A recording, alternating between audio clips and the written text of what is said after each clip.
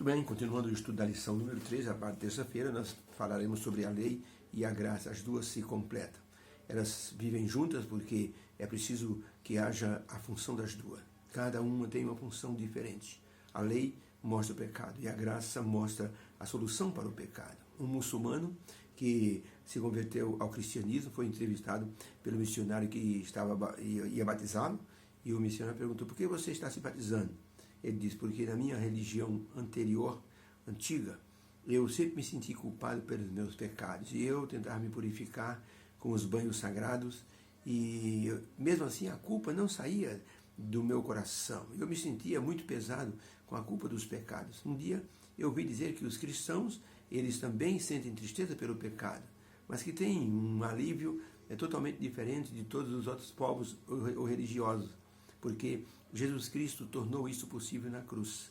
Então, quando eu me aproximei de Jesus, entreguei meu coração a Jesus, pedi perdão pelos meus pecados, e então eu soube que Cristo morrera pelos meus pecados, e isso então me deixou livre e me senti leve como um pássaro. Agora, eu creio que estou debaixo da graça, mas não quero pecar outra vez.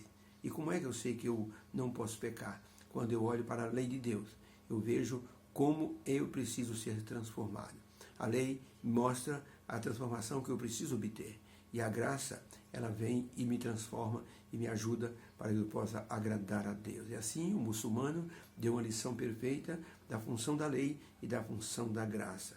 A lei e a graça, elas assim não entram em conflito uma com a outra, mas uma complementa a outra com funções diferentes para que a nossa vida se harmonize com a vontade divina. Pergunta número 3. De que forma a promessa escrita em Jeremias 31, de Deus dar um novo coração e colocar a lei dentro do coração, como isso combina com as palavras de Cristo a Nicodemos sobre o novo nascimento?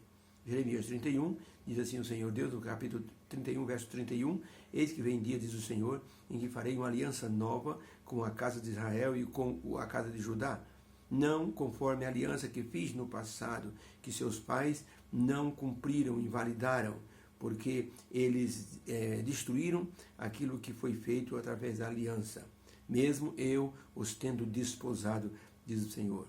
Mas esta é a aliança que farei com a casa de Israel depois daqueles dias, diz o Senhor. Porém a minha lei no coração do meu povo, e eu escreverei no seu coração. Eu serei o seu Deus, e eles serão o meu povo. E não ensinará cada um ao seu irmão, dizendo: conhecei o Senhor, porque todos me conhecerão, desde o menor até o maior.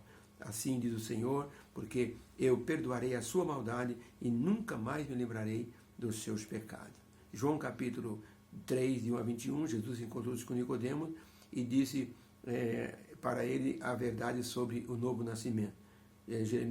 João 3, verso 1 diz assim: e havia entre os fariseus um homem chamado Nicodemos, príncipe dos judeus.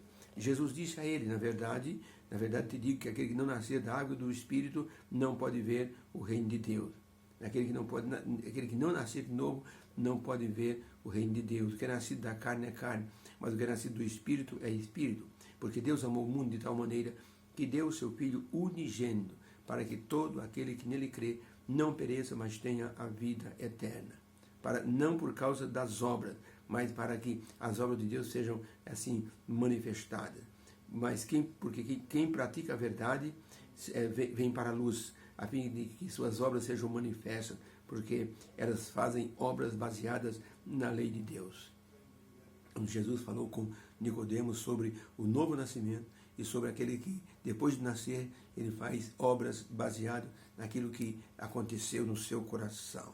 Hebreus 8, verso 10, porque essa é a aliança que depois daqueles dias farei com a casa de Israel, diz o Senhor, porém as minhas leis no seu entendimento, no seu interior e em seu coração eu as escreverei. Eu serei o seu Deus, eles serão o meu povo. Então Jeremias 31 fala de uma lei escrita no coração. João 3, de 1 a 21, Jesus escrevendo para Nicodemos, dizendo: é preciso você nascer de novo para cumprir a lei por amor.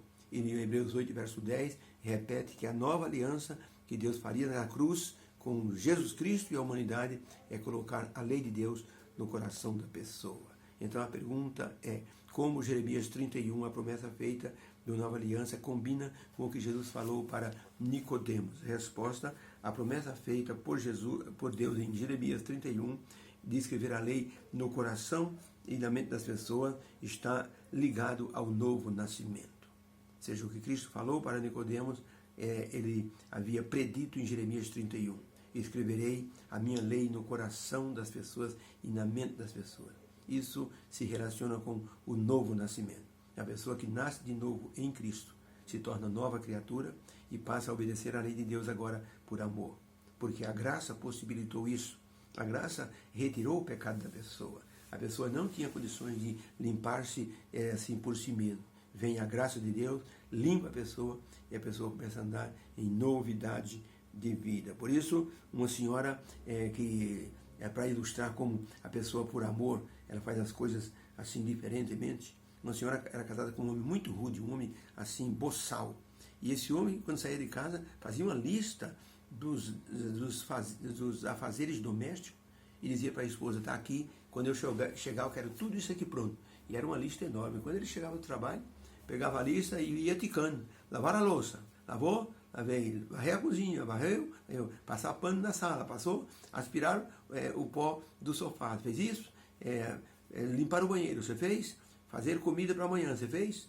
O homem fazia uma listinha e ia ticando. A mulher odiava aquilo. Um dia, esse infeliz acabou morrendo, teve um infarto e morreu. A mulher ficou 5 anos viúva.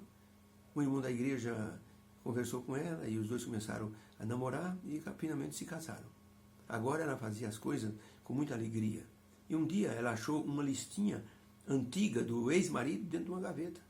E ela começou a olhar aquilo lá e disse: como eu me lembro disso. Que raiva que eu tinha dessa listinha que me cobrava. Mas ela disse: mas puxa vida, essa lista antiga é tudo que eu faço hoje. Por que eu não me aborreço hoje? Porque ela fazia agora por amor. O marido atual não cobrava dela. E então ela se sentia amada por isso, se sentia livre, e ela então dizia assim: agora eu faço tudo com muita alegria porque eu faço por amor. Se nós formos assim renovados por Cristo através do novo nascimento, teremos um coração puro, e esse coração vai amar a Deus, e Jesus mesmo disse: se me amais, guardareis os meus mandamentos. Deus abençoe a todos. Possamos agradecer a Deus pela graça, porque quando nós pecamos, o mandamento, a lei de Deus nos mostra: você pecou. Mas essa amostra não é para condenar agora, é para que a pessoa possa crescer pela graça. Então a pessoa, olhando para a cruz, diz: Jesus me salvou, então eu vou pedir perdão. Pede perdão e pela graça Deus perdoa e joga o pecado no mais profundo mar e diz: não me lembrarei mais desse pecado. Assim a pessoa se sente feliz porque Deus perdoou, renovou, transformou a pessoa pela graça. E a pessoa passa a viver em novidade de vida. E o apóstolo Paulo diz: irmãos, não pequeis, mas se alguém pecar, perdão, o apóstolo João, se alguém pecar, nós temos um advogado perante o Pai, Jesus Cristo, o justo. Ele, com sua graça, vem sempre nos ajudar, nos transformar e nos deixar em condições de estarmos bem diante da presença de Deus. Que assim seja, que não carreguemos a culpa dos pecados, porque eles foram pagos na cruz. E agora temos que viver em novidade de vida. Quem possibilita isso? A graça de Deus. Que o Senhor nos abençoe a todos. Fique com Deus.